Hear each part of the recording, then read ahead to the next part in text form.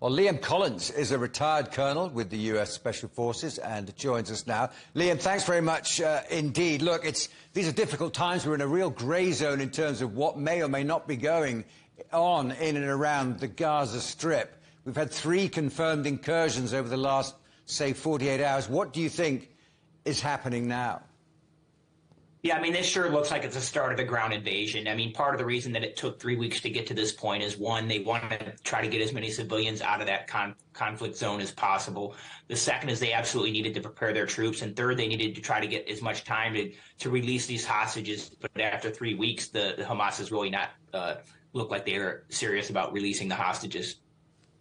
So do you think it's going to be a straightforward takeover, as in previous incursions, where Israeli troops move in and set up operations posts and observation posts in the northern part of Gaza and then conduct operations from there? Do you think that's how they'll approach this? Yeah, I mean, that sure looks like it is. I mean, you might have some strike operations where they kind of go in and occupy, certain positions based off of Hamas fighters where they're located. But ultimately, you can only take so much out by the air, right? Their goal is to destroy Hamas. That's a political goal, probably not a realistic military goal. They degrade their fighters and their military capability, but you can't destroy an idea. And as long as there's underlying roots of this conflict, they're not going to go away. But ultimately, they have to go on the ground to eliminate these Hamas fighters and their capabilities. And so that's what you're going to see is something similar to what we've seen in the past, just on larger scale.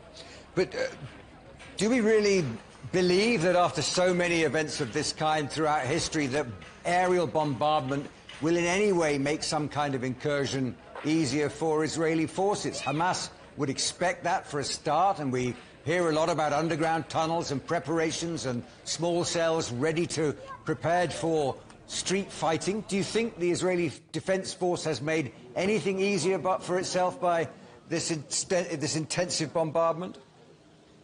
It does make some things easier in terms of, right, the intelligence to hit specific military leadership or ammunition bunkers, those kind of things. No doubt it has eliminated some of those, but at the same time, it complicates things because now you have this rubble that you have to go through. So it's kind of a double-edged sword, but they've learned historically, right? They've done this twice before. They found it to be helpful historically. It is helpful to do this kind of a thing if it's based on intelligence, which it, by all indications, it has. If it's just random bombardment, then it is not helpful whatsoever, but that doesn't appear to be the case here. Okay, Liam Collins, thanks very much indeed for joining us this afternoon.